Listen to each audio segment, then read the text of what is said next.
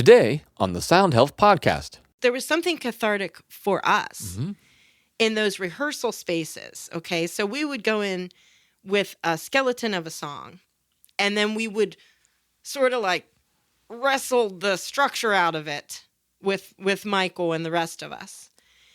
And then it was like we would just play the song until the song started playing us. Yeah. And we knew that moment when the song was playing us. And then I just remember it was always a moment where we would all look around and it would be like some people would be laughing through playing at that moment. It was ecstatic.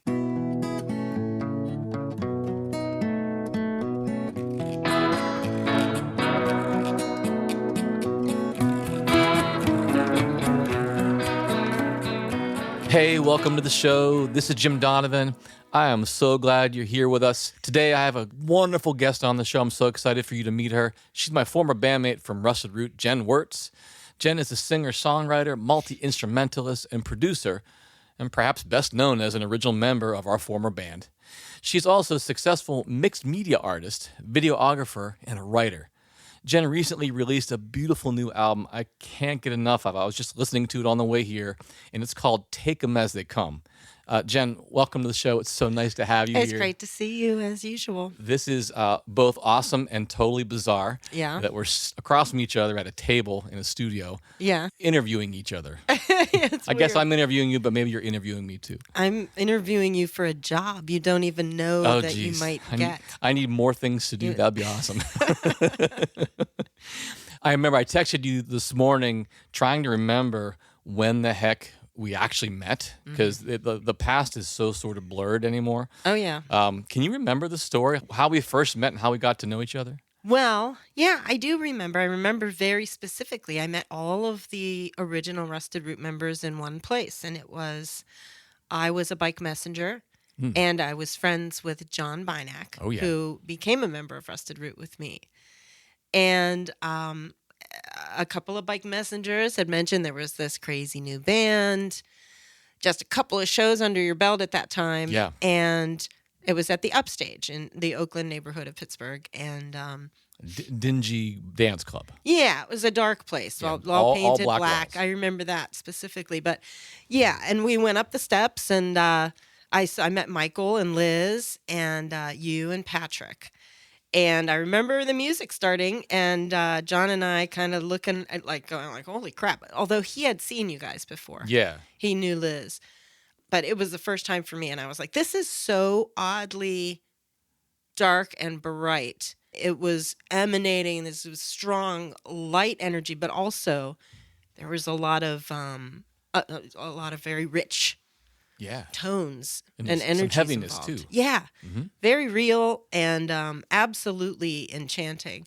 That's the first time that we met. Wow. And then I guess it was a couple of weeks, I saw another show at Earth Day at the Point State Park. My grandmother was there. I remember that. 1990. 1990. Earth Day 1990. Yes.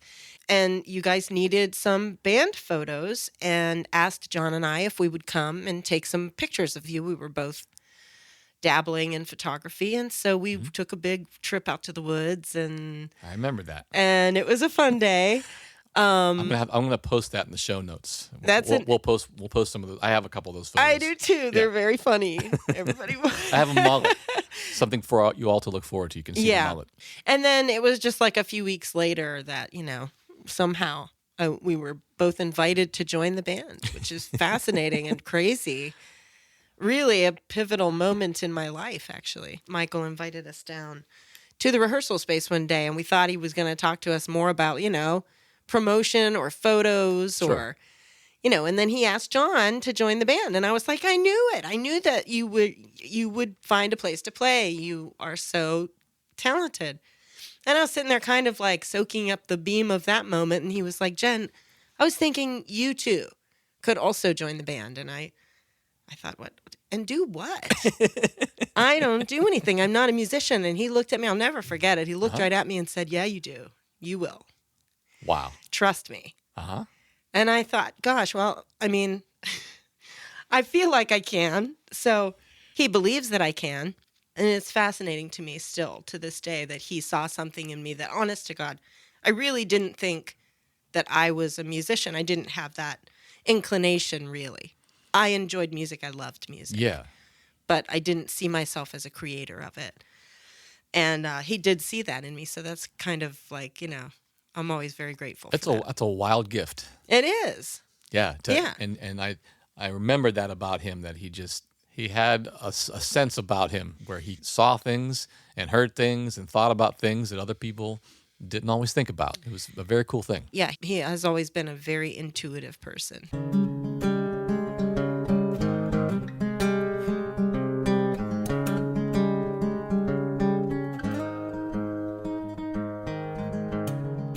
Well, I know from spending so much time together, we've taken probably innumerable car rides together or truck rides together. Right.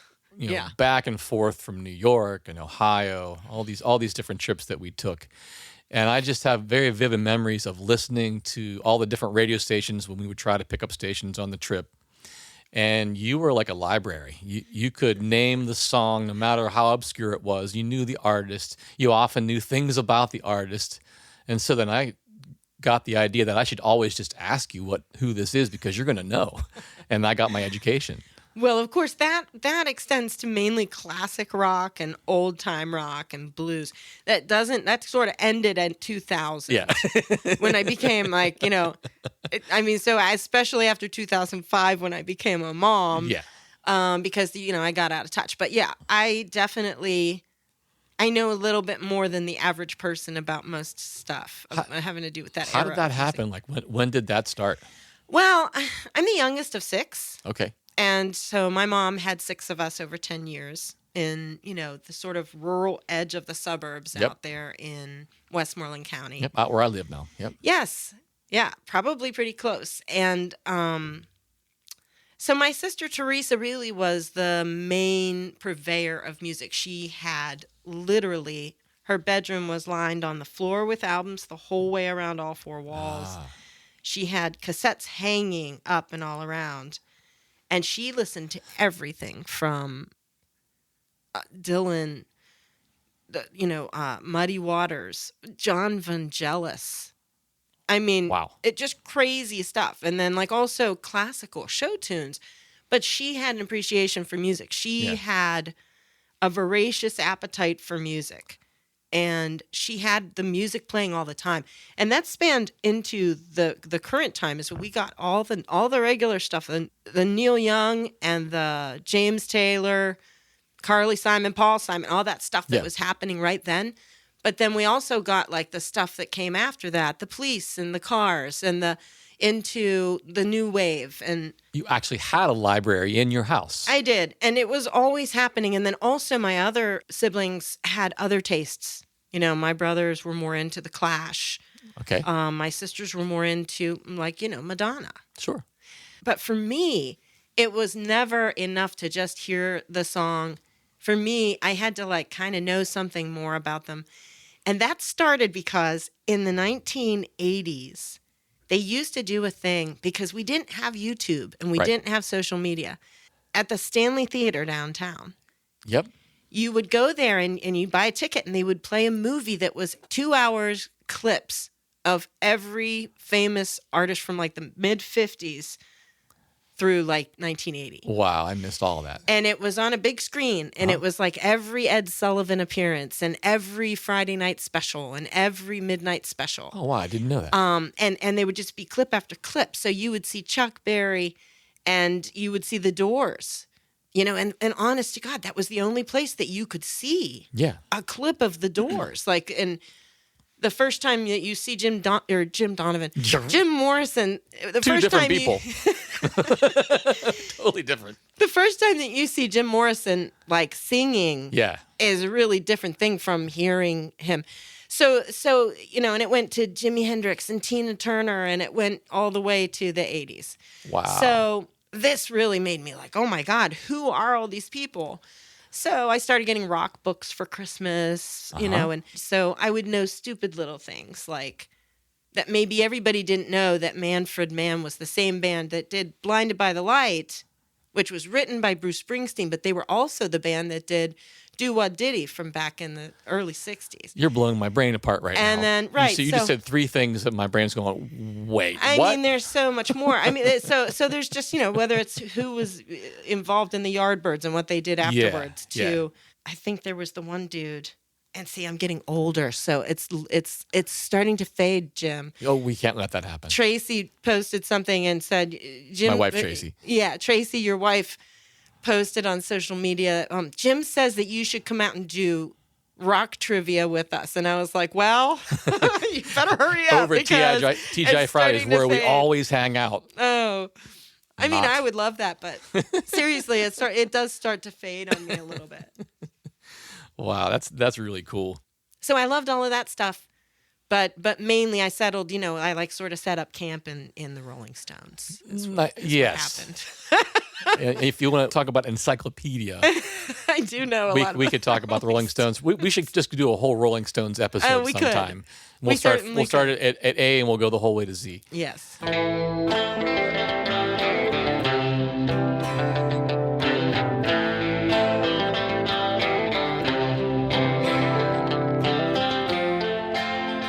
I want to pivot over to something that happened early on in one of our first rehearsal spaces back in the Strip District. We used to rehearse across the street from a place called the Spaghetti Warehouse, and a place was called the Bittner Building. Yes. And we spent tons of time there. That's where Send Me On My Way was. The first time I heard that song was in that building. Yeah. All the early stuff on Cruel Sun happened in there pretty much. And I remember we'd spend so much time together that we often would spend as much time talking as we would playing music. There was a time where these books started to show up at the rehearsal space. But at the time, and still today, I learned so much from them about how I create my own reality and how if I think about things and put action towards them, that I can make them real. And it was in the same time where I just remember we were starting to talk about deeper things about ourselves. I mean, we're all 20, 21, 22 years old. Yeah, we were babies. We're just very young. And I just remember this experience where I decided to open up to you guys and talk about a traumatic thing that had happened a long time ago. Mm-hmm. And I remember as I did, it was the first time I'd broken down in tears in front of anybody besides my mother. And I didn't know what to expect. And all I felt was arms around me, and I was surrounded and supported. And it was the first time, again, besides my parents, that I'd ever felt that from anybody. And it was that, I just remember that being a pivotal moment, realizing that there was a way that I could heal my past. And I was doing it through this camaraderie that we had, and I was also doing it through catharsis, through music. And what I'm wondering from you is, what do you think it was about the music or that time or what we were doing that allowed those things to pop up and happen? I often describe to people who weren't there, sometimes it's my son and sometimes it's just people who are just a little younger than me, about what it was like. The one thing that sometimes it's almost a cringeworthy earnestness. Yeah. We were so earnest and we were so honest with one another. And we did that creatively. Mm-hmm. We did that in a performing sense. So there was a realness to it that disarmed people and then invited them in. And there was a freakiness to it in that way of that, like total realness, but also interpersonally. Yeah. So for me, I had gone to live in Los Angeles, and came back home to Pittsburgh, having had not the greatest time in Los Angeles at that time. Yeah. I was recognizing for myself that I had a number of very, very large epiphany type experiences at that time of my life. Yeah. So some of that came out of having been assaulted and literally having ignored or denied the trauma of that. Yeah. And then finding a safety inside of a group of people. And that extended outside of the band. There were people outside of the band who also were very loving and supportive. But for whatever reason, that group of people had a very open and loving energy at the time. But it wasn't like, as you would say, froofy. No. At that time, to me, it was hardcore. Yeah. It was like utilized. Put Utilized, into action. It wasn't just talking about this or that. It was like, how do I initiate this catharsis? How do I do this? I want to go through this and come out of it. I don't want this to sit. I don't want to make this my identity. Right. So for me, it was like a consciousness of not wanting to be a victim. Right. And so I sought a little bit of help from therapy, but mainly the help that I got was from sharing my experience. Yep. And being heard. Oh my God, not only being heard, but there was an element of people being willing to sit with the discomfort and not try to change it. Right. So there was this like very accepting vibration there. And honestly, why was that happening? I don't know. I know that John and I had both come into some language out of my therapy that was around the inner child. Sure. Raising up your inner child. He had read a great deal of John Bradshaw's work. Okay. And so we were bringing that to a lot of those meetings with Rusted Root and the band and talking about, well, what do you really feel? So part of you is angry right now, but what's really underneath that? Yeah. And we would just like, sort of armchair psychoanalyze each other. And nobody would look at you and go like, what are you talking about? I'm just mad. People would go, oh, you know what? There is something behind here. And that was how we operated. And it was sort of dangerous in a way, looking back, isn't it? Like, don't you think to yourself, oh my God. Well, it was, I guess it could have been dangerous if our intent had been malicious. What I felt was like we were all we had to a great extent. Like we had each other, we had our friends outside, but there was something that we decided that we were doing together. And in order to do that, some of the things that were popping up in our communications, like we had to figure out how to solve those weirdnesses so we could get on with the thing, is what I got. I mean, you spoke about driving in a car for long distances. We were in cars, then trucks and cars, and then vans. And then we were on a bus. Yep. Buses. And then we were on sometimes planes. Yep. So we really had that full experience of touring. Yes. The bus being the most hilarious because people say, what was that like touring around in the bus? And I go, it's like 3-month-long tense Thanksgiving dinner with all of your family members in the same room the whole time. So, and then you get to like go play music and it's awesome. And then you get back in the bus. Oh my God. No, that's like, there's a lot of truth in that. Yeah. There's truth to that, but there was also so much fun. Yeah. I mean, we had so much fun, but any people you put into a close quarters like that and expect them to work together, eat together, sleep together, and travel together. But not sleep with each other. Well, we slept on the bus together. Not together. We slept on the bus. In separate driving down the road, right. Most of us anyway. Anyway, some of us... It was a different time. It was a different time. We were babies. But anyway, so I think that situation, you're going to come up with like ways to cope. And we came up with very healthy ways to be around each other. There was a lot of allowing people to express themselves. Right. And listen and take the time to do that. So that's what we were doing. And now we're years away from that on another place in another time. Still talking with each other, still chatting on the phone. I know it's crazy, but you recently played on my record. It's true. And that was a powerful healing experience for me. For me too. To be able to work with you in a creative capacity in a healthier, sort of more mature, more realized space. Yeah. For both of us. It was beautiful. Yeah.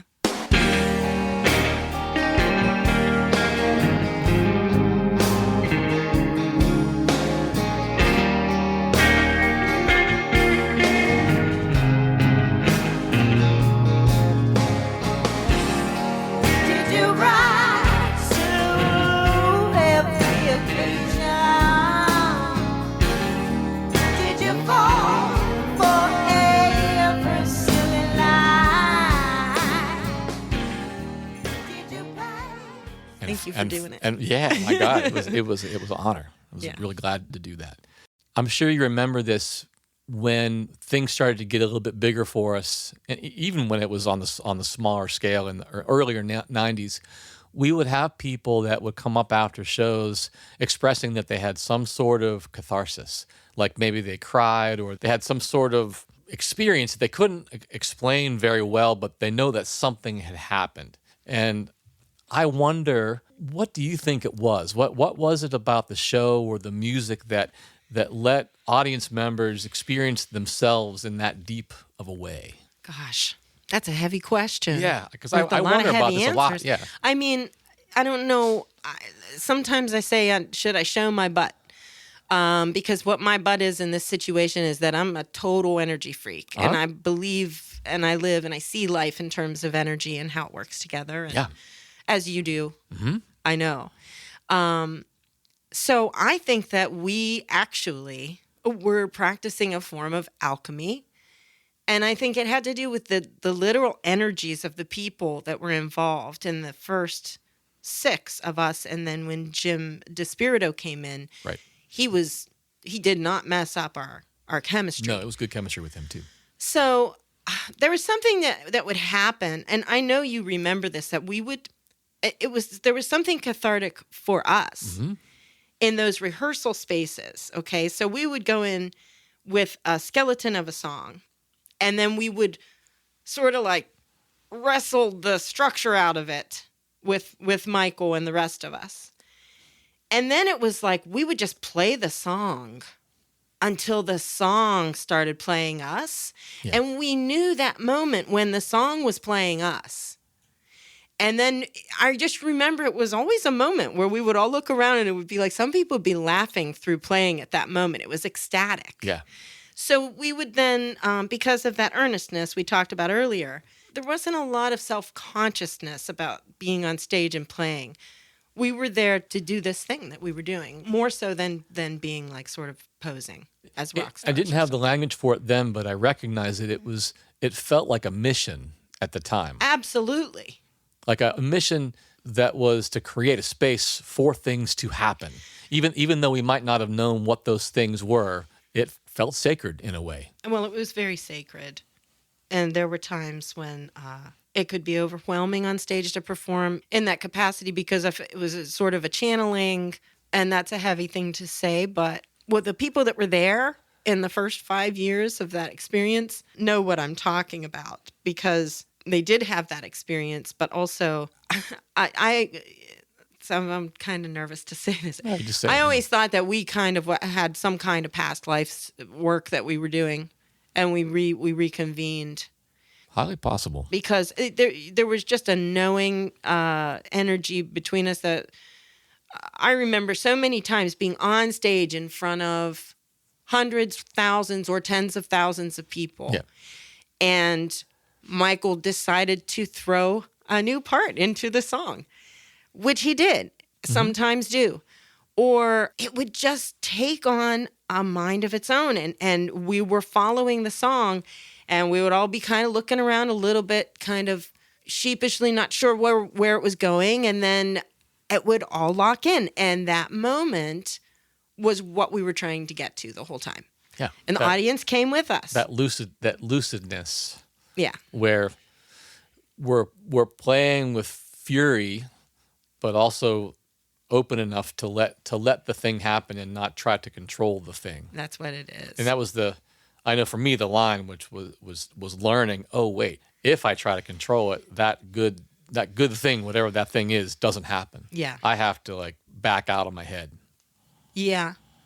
I think there is an excellent mix of trained musicians and ear musicians in the band, which also contributed to that. I think you're right. I don't think that if we were all trained the same way, that it would have been the same. Yeah, because those rules could get into the way. They definitely, it's so easy for them to get in the way. Yeah. But to have people who were looking at it from a different way, it gave it balance. We had the team was balanced. Yeah. Yeah.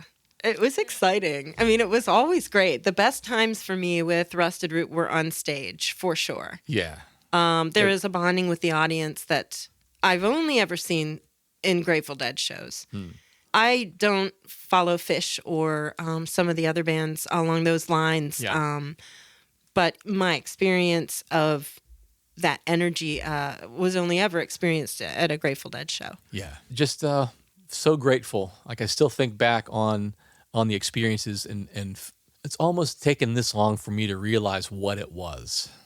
Yeah. Like I think I've needed a decade or so to not be in it and look back and go, oh, wow, look at what happened.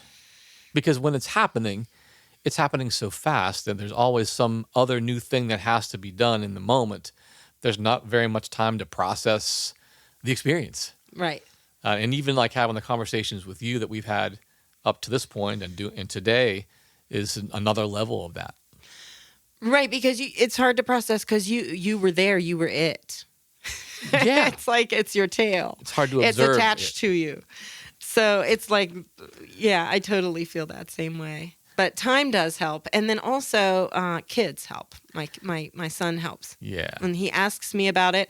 And I understand what he wants to know. So it's easy for me to kind of like put it into terms that he can understand. And it's exciting to tell him the stories. Yeah, because it's a way to both relive the story and to also understand it from a different perspective with, for me, without an emotional charge of wishing I was still doing it or pining over what it could have been and wasn't, all the thoughts that I have about that. It's nice to be able just to pull back and go, look at how beautiful this was. I'm very, very fortunate. Well, yeah, because with all of that beauty and all that wonderful stuff, that we were so fortunate.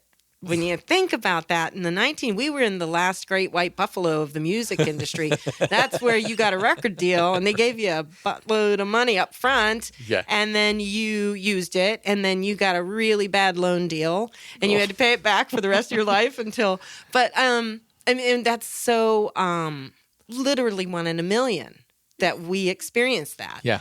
But we also have some baggage. Like I walked away from it a little bit scarred because over the years.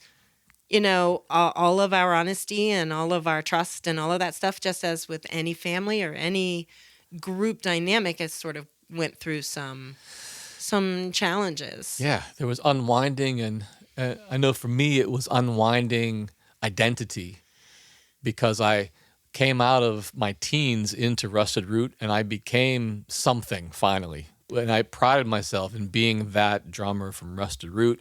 I attached it to my name. It was who I believed I was. It's how I dressed. I never dressed up because I was a drummer from Rusted Root, and I didn't need to. I can wear cutoff shorts whenever I want. Right? Yeah. And then coming out of it, the day after I leave, and that's not there anymore, that was a lot of depression and unwinding because I didn't know what I was. Yeah. I had no clue what I was supposed to do. I mean, you're touching on a couple different things. I had a different experience because I left for a few years. You did, yeah. In the interim. And I learned pretty early on from the rest of the band that there are no backstage passes at home. You don't get a backstage pass with your family or with your loved one. So there's an insular experience to touring for a long, long time at a high level. Not natural. Where literally everywhere you go, the people who are where you go, their job is to know who you are. Right. And there's somebody who actually facilitates you getting food, sometimes getting sleep, and pretty much just anything else that you need. There is actually a person there that's a runner that will run and go get you what you want in that moment. And that is something that could set you up for a little bit of narcissism, that could set you up for a little bit of don't you know who I think I am syndrome. And then when you come home, you realize there is no runner. You have to, and so there's a reality check. I think it takes a little bit of maintenance, but like you said, I mean, then there's an opportunity for rediscovery of yourself. And that was the next gift, was realizing that had I not gotten out, I wouldn't have become who I've become. I wouldn't have learned to teach. I wouldn't have learned to write songs and sing and all the different things. I talk about this sometimes, and I say the thing I had to do was leave the thing that I had dreamt of my entire life. I had to go from it and progress to the next step. But in my young mind, I didn't prepare for that eventuality. I just thought, all right, we got it. This is what I'm going to do for the rest of my life. Yeah. And maybe I'll retire in Hawaii and that'll be nice. Yeah, and identity-wise as well, you kind of settle in and say, well, I don't have to work too hard, I guess. This is pretty easy. Yeah. Again, I got that wake-up call pretty early on. Yeah. When the tour bus pulled away and I was still at home. That'd And be that tough. was hard, but I'm grateful. I'm very grateful for that. I had to remember how to carry my own gear. Sometimes do my own sound, and I enjoyed it, actually. Yeah. So what a rich experience, Rusted Root in general. Yeah, I think we've got PhDs in Rusted Root. We do.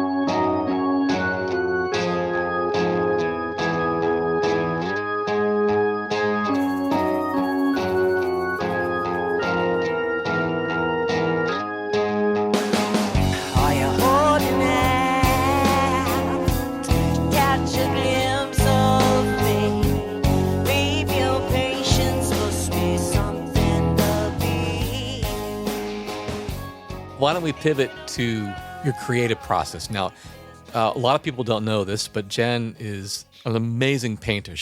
The first time I saw your work, it was in a gallery. Was it over in Shadyside? You had a show there. Yes. And I knew that you drew and I knew that you made things, but when I saw these works, I was just like, you did this? Like they're magnificent. When you create, whether you're painting or you're doing a song, are there any certain times where ideas like show up more than others? Yes. Always at the least opportune moment is when you get the biggest inspiration. And no, there's two people that I think that I've heard in interviews or stories talk about this. And one is Tom Waits and one is Keith Richards. Okay. Both of them discuss like the muse is not something that you sit with.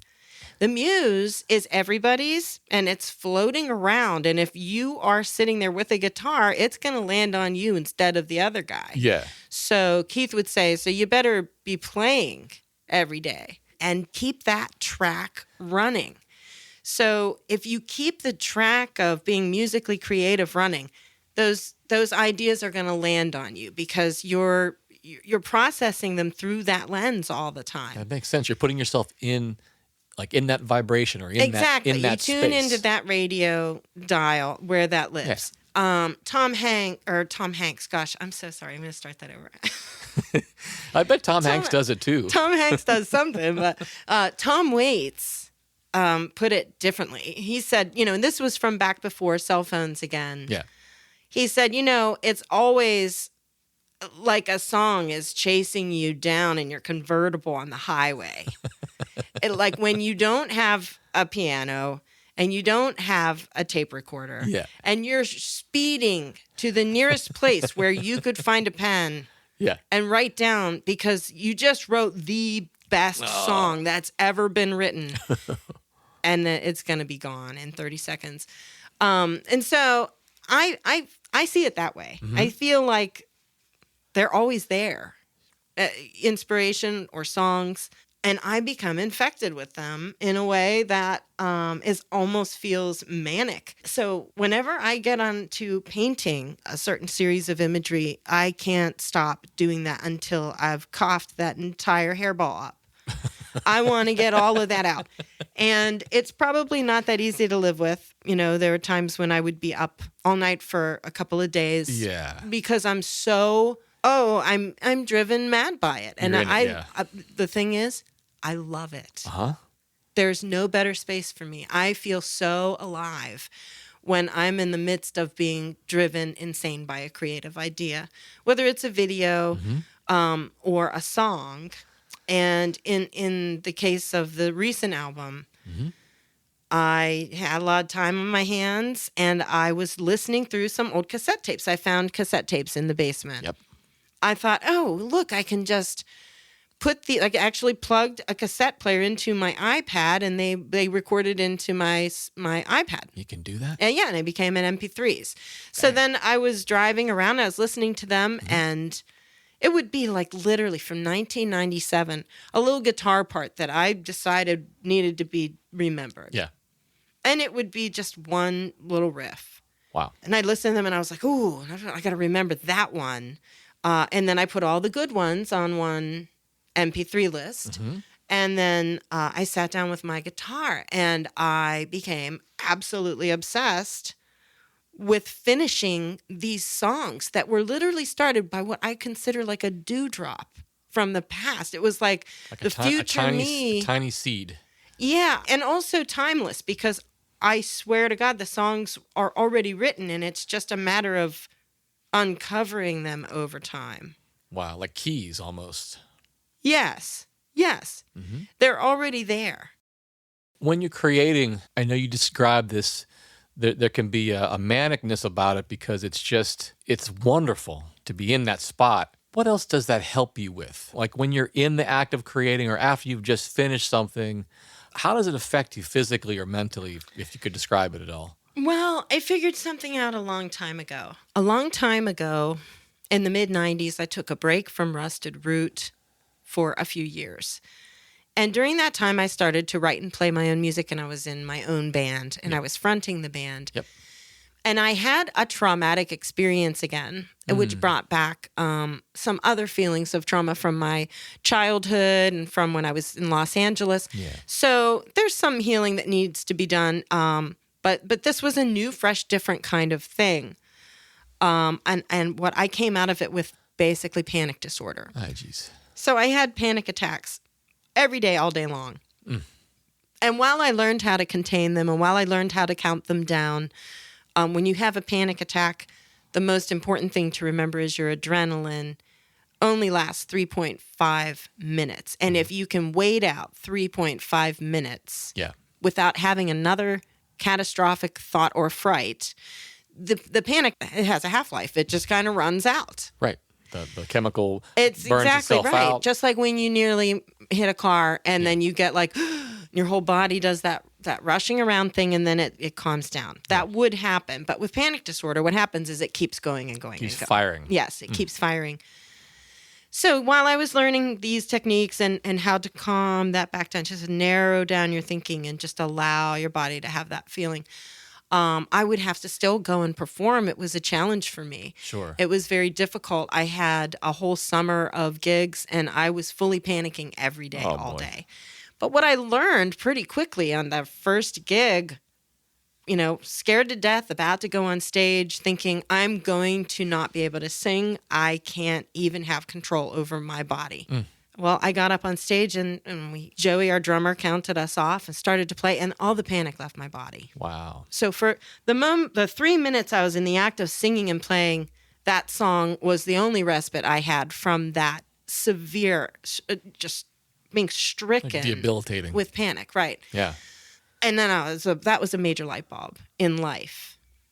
That manic space of creating and that sort of grounding, anchoring space of performing where you have to be in your body. You have to be connected to your voice, your hands. You have to be in the moment or the song doesn't go. Right.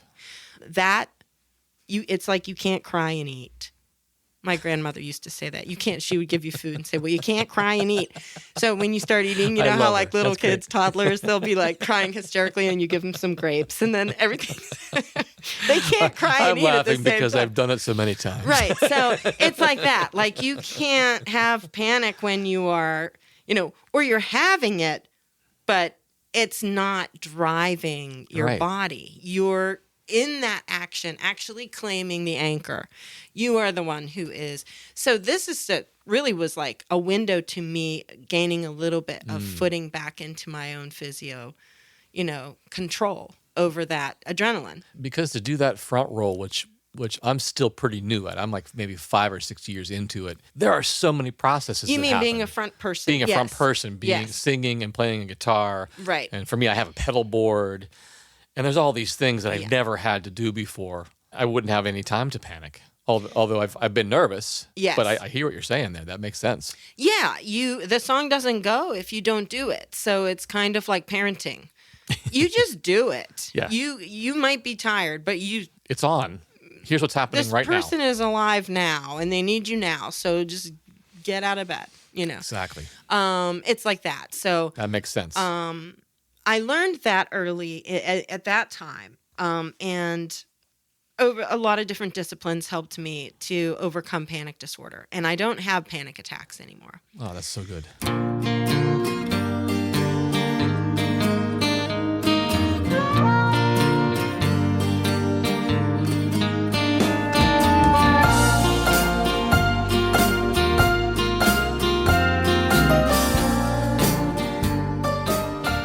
I still suffer sometimes. I get very, very heavy seasonal affective disorder when just right around this time of year when the light changes.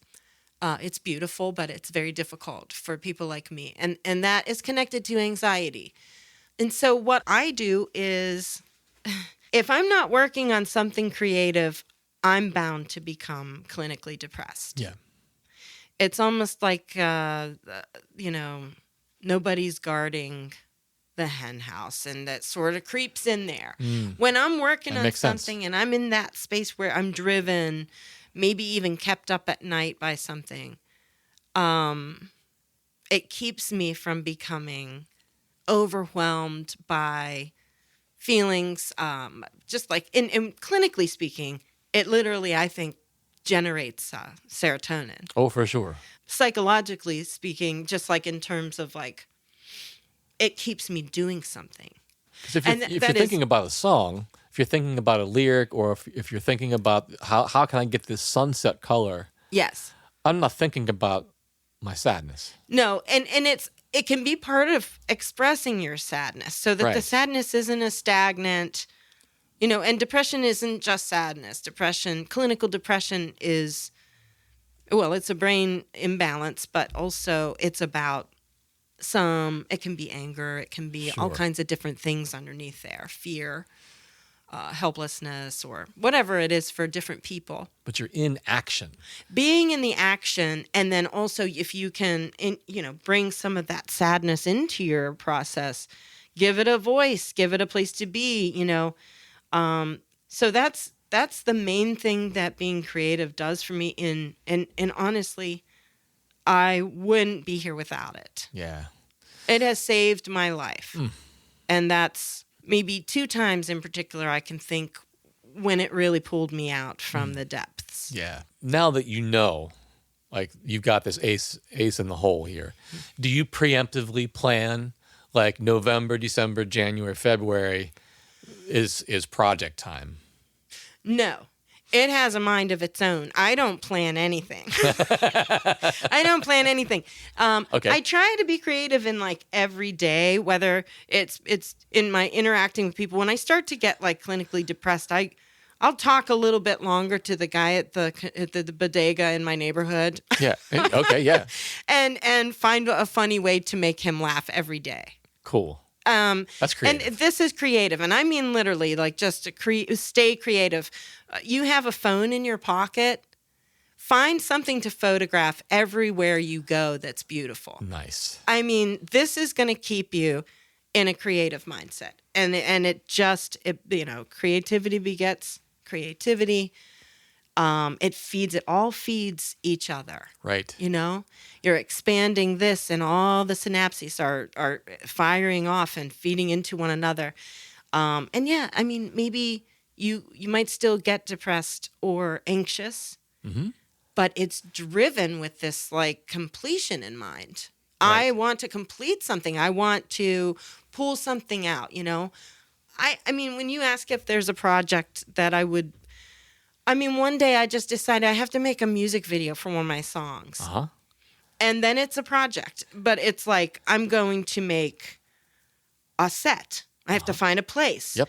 I want this type of image. It was Mary. And I wanted to be rolling around in the sky. Yeah. But I don't know how to do digital video. So I actually bought a giant... You bought skyscape. The sky. Giant, as big as this room. Wow. And we found a warehouse space and a crane, a forklift, and we photographed with iPhones me rolling around in that skyscape. Awesome. And that was an undertaking, and it took a lot of planning. Right. What I'm hearing you say is that it isn't so much a plan as it is it's a daily mindset. It's a daily mindset for sure. That I make things, not necessarily that everyone has to see everything that I make, but that I make it because the making really helps me to feel good. Honestly, I don't know. Sometimes I'll talk to my son and I'll think, oh gosh, I could have gone to college. I could be doing something that would give me a great deal of financial security, job security. I don't really have that as a creative musician now. Right. And and anybody listening who has a creative job or a job in the arts knows this is like not a great time to be paying your mortgage being creative. It's true. Because everything is free to the general public. Right. Intellectual property, all that stuff. So for me, it's like, and sometimes we'll discuss it, I don't regret one thing about choosing a creative life. Yeah. I love to paint. I love to take photographs everywhere I go. I love to think about interacting with people. I recently had, and that doesn't mean I don't have jobby jobs, because I have to have jobby jobs. Sure. And fill the tank with gas. Yes. Here's a great example. A couple of years back, I did lose a job that I had. And I thought, oh gosh, I'm going to have to get a job, something maybe that I don't love. And I would feel very trapped by that. Yeah. And everybody feels that way. I don't know if I'm going to be able to get something that I can stay happy doing. Yeah. And have that feeling of being trapped in a job, And I thought, you know what I do that I love? I shop at thrift stores. Uh-huh. And I headhunt high-end fashion items and vintage fashion. Mm-hmm. And I've done that my entire life, as you know. Yeah, forever. And it's a great joy for me to do that, and I'm really good at it. Yes. And 2 years ago, I thought, okay, I don't know what I'm going to do. And I thought, well, I could sell some of the clothes that I find, maybe I'll start doing an eBay thing. So I opened a store, but I couldn't figure how to sell it properly. Yeah. So I did a little setup where, I do the photographing and I model the clothing and I style them and try to make them. So that's a creative outlet for me. Mm. I absolutely love it. You're mixing in your work with the creative. It's my main job right now. Wow. It's where I get the main income in my life. And I love doing it. And I'm also driven to do that. I get driven if I see something in something that inspires me fashion-wise, I'll sort of try to recreate it or go find it or, and so. It's still design. Yeah, it's absolutely, I absolutely love it.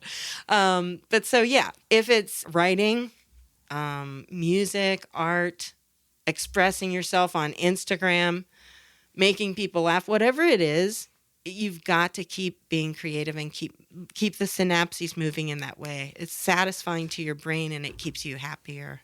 That's my take. It does, and I think that, it was so fun. I just read an article about this morning about bringing creativity into life for no other reason than just to make things for yourself. Because if I take a photo of there's a guitar case in the studio that we're in. If I took a photo of this guitar case, there's a million different ways I could shoot it. I could shoot the light on the top. I could just shoot the texture. And in looking at all these different angles, I'm causing my perception to shift and change. And I'm building a new awareness about that visual piece right there just because I'm allowing myself to be in a different kind of mindset. I don't just see it as a guitar case. I see it as the latch and the light on the top and the shadows around it. And I'm not even a photographer. No, right? But you are an artist and a creator, and it all connects together. It all connects together. See things. Whenever you left Rusted Root in 2005? Oh, yep, 2005. Okay, I left in 2007, and that was the last time that I was a member of the band. And then you have that letdown that we discussed where, you come home off the road and you're like, gosh, who am I? What am I going to do now? Yep. Well, I had a 2-year-old in the house. And I was in a dark time. Things were rough. Yeah. That transition was rough. There were other circumstances in my life that made it difficult. Being a parent, I was a single parent. So that was extremely isolating sometimes. I bet. But man, did I miss playing music. Yeah. I missed expressing myself. But I couldn't make music in the house because the kid had trouble sleeping. And I wasn't about to start plucking on a guitar. And you know what I'm saying? Yeah. So when you have little ones, the time that you do what you want to do is after they fall asleep. Yep. And I just couldn't make music. So that's whenever I took my little one to the park and started taking photographs. Mm-hmm. I took abstract photographs of trees. I took abstract photographs of brush. I'd find some burlap hanging from a tree in the woods and just photographed 50 pictures of that with the light coming through it in different ways. I didn't know why, but I just wanted to do that. And my little boy was like, what are you doing that for? But so over a couple of weeks, I was going crazy at home. I was going crazy not being on the road. I was going crazy not playing music or writing music And so I started scrolling through those images, and I started to see faces in those images. Oh, wow. I started to see people, and I became absolutely obsessed. Printed them out on the printer. He's in the bed. It's a quiet thing to do. I got his crayons. I'm coloring into the printed pictures what I see. Wow. And I'm coloring them. Pretty soon the entire mantle wall of the house is covered with these crayon-colored pictures on top of abstract photographs of strange things in the woods. Well, then, I just went and got some canvases and started to paint those paintings. And that was my first art show.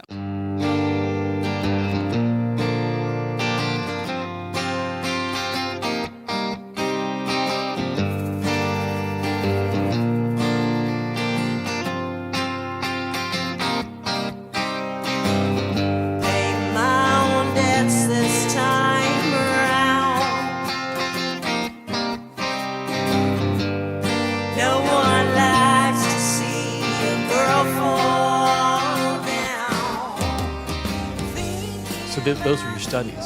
Those were my studies. Wow. And I still use cool some story. of those studies to this day to work from into a larger piece of art because they were extremely powerfully inspired, in my opinion. They came I really wasn't a painter. I didn't know how I was going to execute that, but I had to do it. And that's the best feeling in the world. I have to create this. Now, have you ever photographed your studies and your work side by side? Oh, yeah. Well, that's another process. Going from a thumbnail or a demo to the process of going from the small idea to the larger execution is a wonderful journey. Yeah. I'm in love with it. Yeah, you have to flesh out the ideas. You have to really explore it at a deeper level. Make sure things that might have been like a weak sort of part of the image or a weak part of the song in each of these cases, really, it doesn't hold up in the larger work. So you have to really flesh out your ideas and make sure that they're strong and work the problem. I love that. It's humbling. I love it. Because there'll be like this one part, like I get in love with my bridges. I love my bridges. And so I'll trick myself into thinking that because the bridge is so good that the rest of the song is great, only to find when I get halfway through the process, oh man, I really need to work the melody in the first two verses before this bridge can happen. Right, because and if like you say, it falls apart until you really spend time with it like you would a little kid. Yeah, you have to level up. Well, how about whenever I was painting these forest fires and this is a funny story. Am I allowed to talk about somebody on the podcast? I'm going to talk about somebody. What do I care? It's in a positive way. I had done these paintings of the light from my new home. Okay. As I told you earlier, there were certain colors and they were going to be these forest fires. and I painted them, and one of them was so far above my technique level that I did not know how I achieved it. I was absolutely blown away by it. I posted it up on Facebook, and people were like, "Oh my goodness! Oh my wow!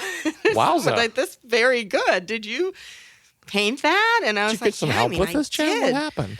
But Chuck Olson, who, as you know, is a brilliant artist. We're gonna have him on the show. He's amazing, great friend of ours. He, everybody was like, "That's very pretty," and then he posted this comment that was like, "I feel a strong struggle of there's an unwillingness to surrender, and then at the same time there's another element on the other side," and it was like this deep, That sounds very, very intense. That's definitely a Chuck comment. Yeah.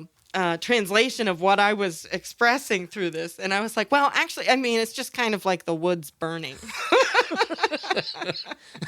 I thought, and he was like, this is really, really good work. And I just thought, well, shoot. Now I'm going to have to level up and kind of start meeting that work because that's where you are now. Yeah. And so I love that process of, challenging yourself. That's the whole thing. Like, I keep this idea in my mind, like, if I'm lucky enough to get to experience my last day here on the planet, like if I'm lucid, I hope that I am. I want to be able to look back and go, I really didn't leave any stone unturned. Yeah. I want that to be, some of the last thoughts, because otherwise, what are we doing here? Like, what is this? If we don't allow ourselves to turn over all the rocks and see what's there, we're here. Let's do it. Mm-hmm. We won't always be here. And how do you feel about performing now? Do you still feel driven to do it? Performing, especially after I had all these surgeries this past year, has become even more important because it's the one place where I can have my own catharsis and move a lot of the hurt energy that came from that time. Yeah. It was a pretty tough time. It was a tough time. And I don't even understand still to this day, because I'm still partially in the healing process. How much hurt is there, anger, sadness, grief, but I discover it when I'm performing. I discover these giant rushes and surges of energy that will come out singing or just being on the stage. And I'm so fortunate because I've got another group of people that get it and are there for it and really are solid in holding space if I've got to be, doing some of that live in front of people. Right. I'm at that point now where it's okay. I don't mind emoting. I don't mind things not being perfect. All I want is just to feel free of heaviness. Yeah. So I'm to answer your question, I'm driven to do that because it heals me. Yeah, I still feel very driven to perform, and I still get a great deal of anxiety beforehand. Yeah. I get very nervous. I get very excited, but then once in the experience of it, it's like cleaning a pipe, It's like if there's a lot of crud in here. Yeah. I want to make sure I get every corner of it. Very much. And I see that vocally also, especially chakra-wise, that there could be some blockage or closure in this energy center of your body. And having an especially good vocal performance will improve your health. You know what I'm saying? You feel, I know I feel so much better. There's a vitality that you get out of that physical expression of music, Yeah. It's grounding, it's expansive. And so I'm still working. I don't think that I've really ever met my potential as a performer. I don't think I've even come close. And I'm still looking for the iterations. How do I be the best me as a performer? I did a great job as a backup singer with Rusted Root, but I never quite found how to best be the front person. I'm very happy with the band that I'm working with right now. Your band is solid. Yeah. It's such a great sounding band. You got if you're ever in the Pittsburgh area, listeners out there, you got to check Jenn's band out. Jenn Wertz band, right? Yes. But yeah, and I get very, I want to keep having an expansive experience performing. So that's another sort of striving for creativity. Yeah. It's a different type of creativity. It's a physical thing. It's performing. I don't know how to explain it. Yeah, it's hard to explain. You stand there and you're singing these things you've brought into existence and connecting with emotion, and trying to bring that emotion through to the listener, and whatever they do with it, who knows? Right. But then we're in a similar position where we've got a group of people who've come around us who are supporting us, where we were always in support roles, and now we're trying on the other hat. Yes. I don't know if you experienced this, but I've gotten so much more compassion and understanding for our old lead singer, Mike. Oh, yeah, of course.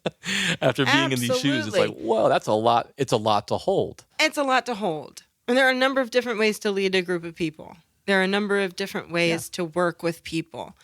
Exactly. If you're the leader, you're going to take on the most of the responsibility for the good stuff, and then also when things go wrong. Exactly. So be prepared for that. Yep, there's that. And so that's coming at you. There's that part. And, I just want to have an expansive experience performing. Yeah, well, that's my goal. Oh yeah, like I keep saying, we're here now. Let's just do it. Yeah. And what I love about this whole conversation is just this idea of a mindset of we make things because we do. We make them because we want to. And some of them, we're in a position because we've been professional musicians where people will see it and they'll hear it and they'll buy it maybe and they'll come to see a show, or they'll come to see a gallery show with your artwork. And there's things like, my photographs of flowers in the woods, or some of the things that you talked about that aren't for anybody or anything but us, just because we know, and this is the thing I want the listeners to hear, is that making things is your birthright. You don't have to be a creative. You don't have to be great or even remotely good at it for it to give you benefit. Mm-hmm. It's just let yourself try it out. Let yourself do it. And like anything, the more that you do it, the more refined it will get. Beyond the refinement is just happiness. We're creative. If you think about what we do here on the planet, if you look at all the things in your surroundings, wherever you are right now, each one of them was an idea at some point. Somebody had to take time on a piece of paper and draw the idea and talk to people and take action, but all of a sudden, all these ideas became real and you're surrounded by them right now. So it's what we do. Yeah, especially if it is part of like who you are to be a creative. I think very dangerous to stifle that. Yes. Because the energetic blockage that creates will turn into illness, potentially. I think doing that would be similar to having to cry and shoving it back. Oh, yeah. I always say have a mini cry. Have a mini cry. Mini cries. And one of the things that I tell I've never heard that. My son, mini cry means if you have a lot to process. I learned this a long time ago. It's one of my best things in my life. Listen close, people. This is very important. You don't have to cry all day. Right. Set an alarm. Cry, then get up and do your freaking dishes and take your trash out and get on with life. Then tomorrow you can have another mini cry and set your alarm, because it can't be driving the car. You let it out, but so a lot of people can get very overwhelmed. Right. And it's the same way with creativity. If you don't have 4 hours to devote to the thing, take the 5 minutes that you've got that you would check Facebook and go and do a creative thing. Oh my God, yeah. I have I think it's 15,000 photos on my phone. Of course you do. Well, hey, before we finish up, where can people connect with you? I have a website, jennwertz.com. So WERTZ, two N's, right? Two N's, Jenn, Jenn, Wertz, WERTZ.com. Mm-hmm. I have an Instagram at jwertzy. That's my last name. with a Y on it. Love it. My first initial, my last name with a Y. You J. can, Wertz. you can see some of these light photos, maybe. Oh, you can see tons of stuff, yeah, on my Instagram. I have another Instagram that's sweet_threads_Wertzy, and that is my fashion that I do. Cool. Yeah.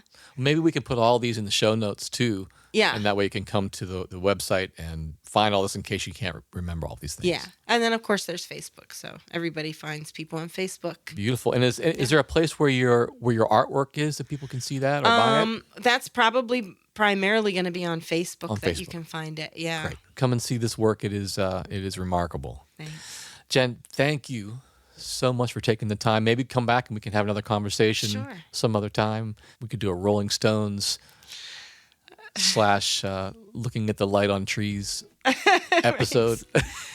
I'd love that. We could do it outside. Oh, yeah. It's the right time of year for light. That's for sure. Yeah. The lighting is very pretty. Yeah. But thank you for having me. My pleasure. My pleasure. We'll see you again. Okay. Now, before you go, I'd like to let you know about a free resource I made for you. It's called the SoundHealth newsletter. In it, I share the latest research in music and health in an easy-to-understand form. I also share beginner-friendly music and wellness exercises that you can use every day to feel your best. When you sign up, you also get discounts and first access to all of my sound health products and events. Remember, it's completely free. If you'd like it, just visit donovanhealth.com and enter your name and email address, and I'll start sending you new issues right away. While you're on the website, you can also read full transcripts of this show and check out a ton of other valuable resources.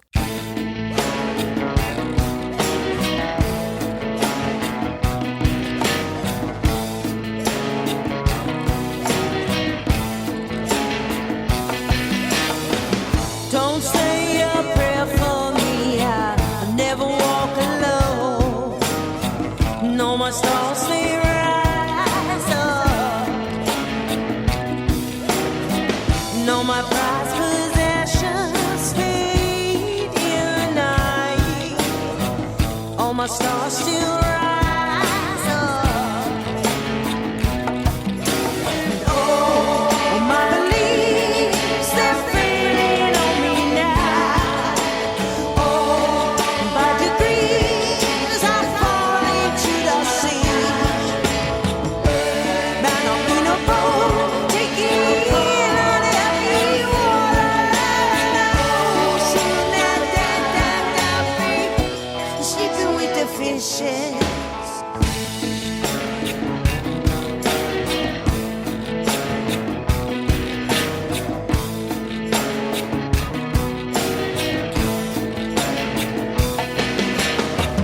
Don't hang your head for me, I never was alone.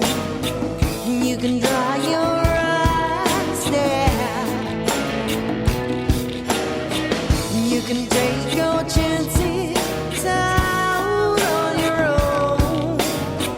You can dry your eyes there. Oh, my disease, it's coming for me now. Oh, by degrees I fall into the sea. Man, I'll be no boat, taking in on every water.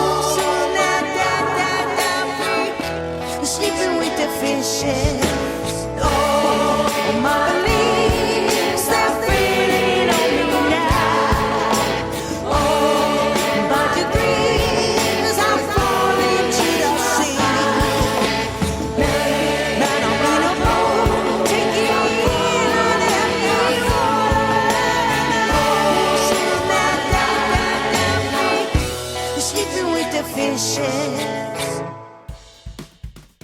If you have any feedback, send me an email to feedback@donovanhealth.com. All the information presented on this show is for educational purposes only and should not be considered medical advice. Lastly, come and visit me on our SoundHealth Facebook, Twitter, Instagram, and YouTube channels. I'd love to see you there. The SoundHealth podcast is produced by OmniVista Health Learning and Donovan Health Solutions. For SoundHealth, this is Jim Donovan. See you next time. Take care.